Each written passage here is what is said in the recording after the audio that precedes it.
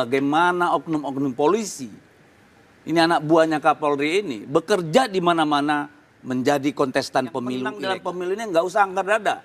Mau itu Kim, mau itu calon, terutama di Sumatera Utara, di Lampung, di Banten, ya, di Jawa Tengah, di Jawa Timur. Itu semua kita sama-sama tahu. Nggak usah jadi orang munafik. Saya ikhlas saja.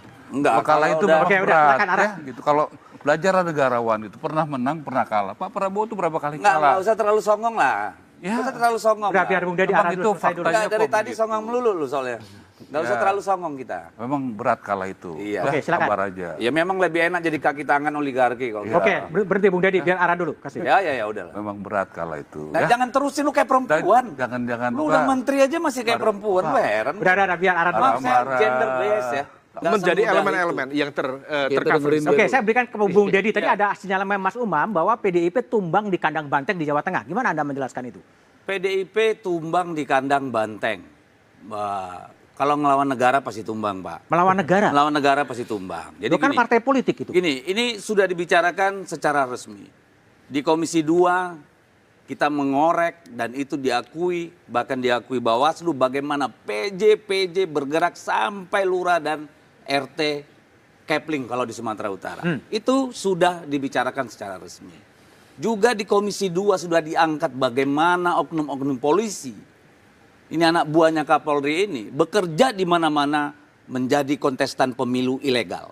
Bahkan akhirnya MK mengeluarkan putusan yang mempidanakan mereka kalau sampai ketahuan. Nah, jadi begini, kita harus berterima kasih kepada partisipan pilkada ini, para calon, tim kampanye, kader-kader partai dan rakyat tentunya.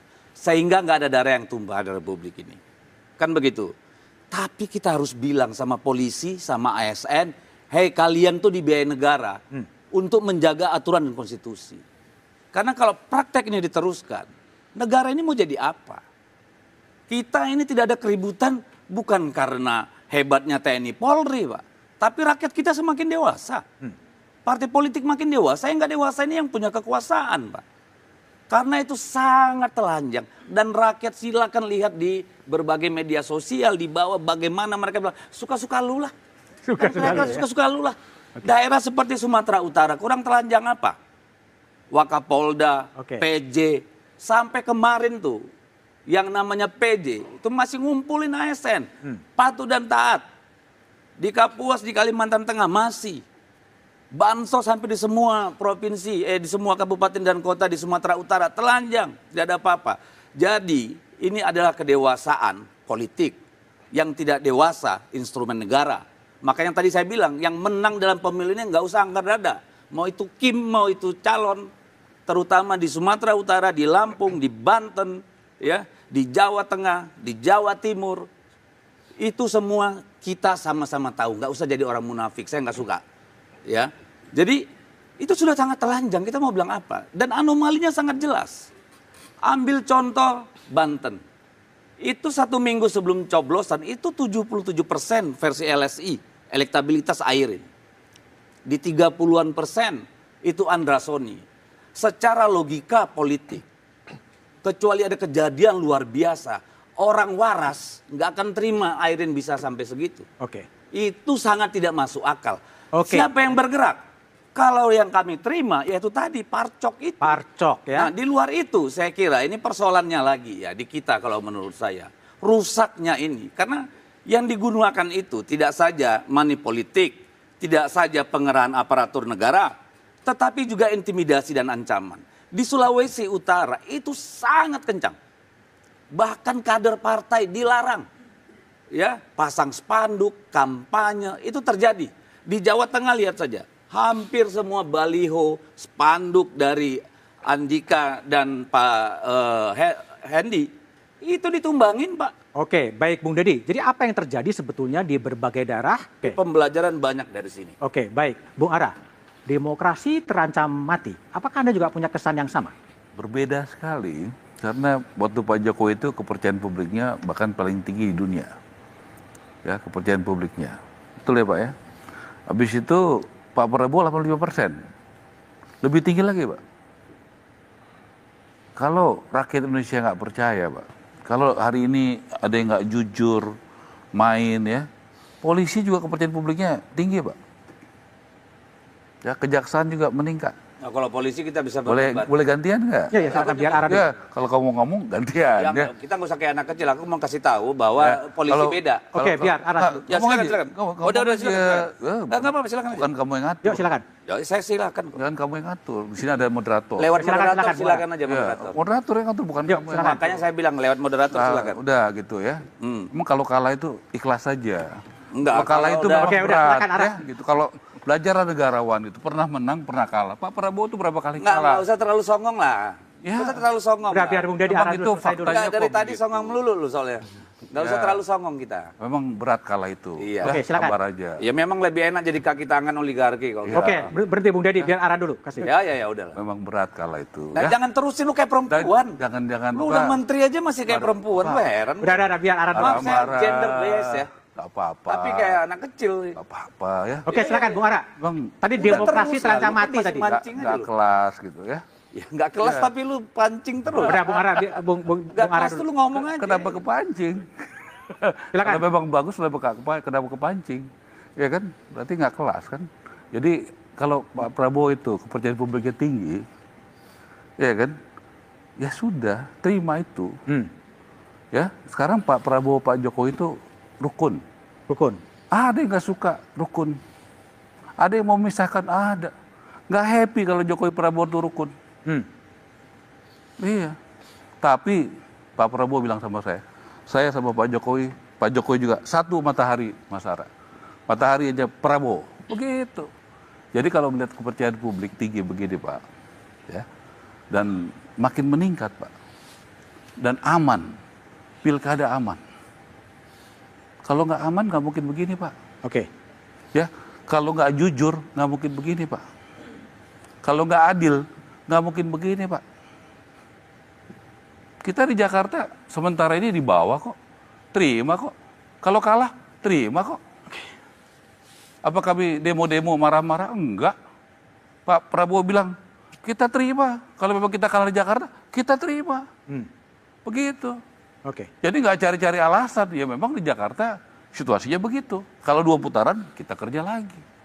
Jadi saya sampaikan ya, kepemimpinan Pak Prabowo itu menjaga kesulitan dengan rakyat, TNI, Polri, dan masyarakat. Nggak bisa kalau cuma dengan katakanlah elit TNI, bagus TNI kita. Menurut saya independen, betul-betul dia profesional. Oke. Polisi kita juga begitu. Itu kita bisa rasakan. Oke. Kalau misalnya nggak di Jakarta kan semua tadi sepakat independensinya tinggi, ya. Kalau ada ketidakadilan di Jakarta, semua orang udah bicara. Udah teriak ya? Udah apa? Udah teriak. Kompas paling duluan lah. Oke, baik. Kompas kan kalau ada apa-apa, Oke, Kompas, sebentar. Kompas ke Edi dulu ya. Sebelum ke situ, Kompas, saya harus Kompas, ngomong Kompas juga paling Masih jawab dulu. paling duluan tinggi kan gitu. Oke, baik. Saya ke Mas Edi dulu ya. Mas Edi, tadi Bismillahirrahmanirrahim. Jumpa lagi dengan channel Media Demokrasi. Mari kita bahas seputar perkembangan politik Republik Indonesia.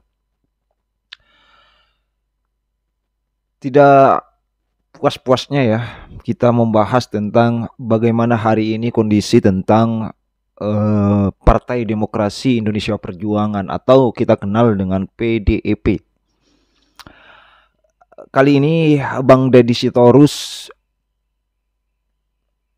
membenarkan bahwasanya banyak sekali aparatur negara, baik itu dari tingkat kepolisian, pemerintah daerah ataupun PJ daerah, itu cawi-cawi dalam kontestasi Pilkada 2024. Meskipun pada dasarnya oleh Bang Ara itu sudah ditepis isu itu sebenarnya. Seolah-olah Bang Deddy Sitorus ini tidak mengakui kekalahan Partai Demokrasi Indonesia Perjuangan ini di beberapa kota. Padahal sudah jelas-jelas PDIP Perjuangan di kota sana kalah. Banyak sekali survei-survei mengatakan bahwa memang tidak memilih PDIP. Bukan berarti mendapatkan bansos seperti di Jawa Tengah, mendapatkan bansos dan sebagainya. Bukan karena itu. Artinya apa? Masyarakat kita ini sudah mulai cerdas semua Artinya satu suara untuk pemimpin berikutnya itu tidak bisa ditukar dengan bansos ataupun dengan apalah. Dan buat Bang Deddy Sitorus, apa susahnya coba mengatakan dan harus mengakui bahwa calon dari PDIP ini kalah. Benar memang yang dikatakan oleh Bang Ara itu, bahwasanya kan hari ini kepuasan masyarakat terhadap Pak Prabowo Subianto masih 85%. Apalagi nanti pilkada atau calon-calon yang diusung oleh Gerindra itu pasti ada pengaruhnya. Dan PDIP selalu menggembar-gemborkan bahwa ada cawe-cawe dari Percok. Nah, yang saya ketahui, kalau di daerah saya itu memang kepolisian itu menjaga ketertiban, keamanan. Agar apa? Pemilu itu bisa berjalan dengan baik dan benar. Saya juga tidak berpikir, mati logika saya ketika ada partai coklat yang cawe-cawe begitu.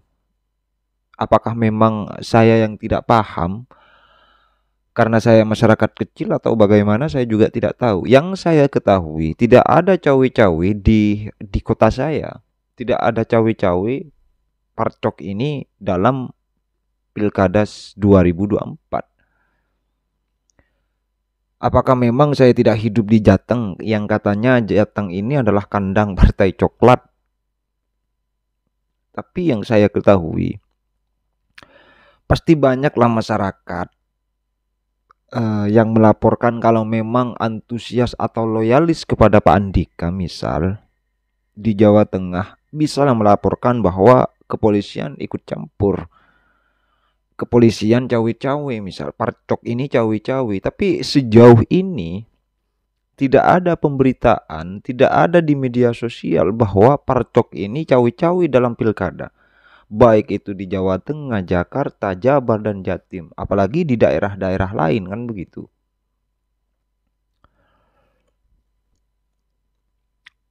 Mari kita bangun, mari kita tetap kepercayaan. Kalaupun dulu pemimpin yang dari partai PDIP ini adalah 6 provinsi, 6 daerah misal. Sekarang tambah 14 provinsi. PDIP memenangi 14 provinsi yang memenangi pilkada, ya kita harus syukur tanpa harus menyombongkan diri gitu. Artinya apa? Kepercayaan publik kepada Partai Demokrasi Indonesia Perjuangan ini masih ada, masih banyak.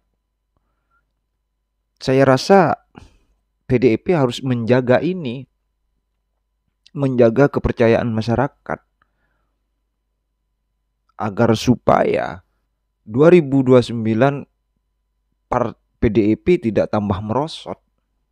Kan begitu. Saya rasa itu sih, bukan langsung menyombongkan diri bahwa dari 6 provinsi menjadi 14 daerah misalkan. Nggak bisa begitu. Kita tidak boleh untuk menyombongkan diri dengan hasil dari kita. Lebih baiknya mensyukuri apa yang telah menjadi pencapaian Partai Demokrasi Indonesia Perjuangan ini. Saya rasa itu, terima kasih.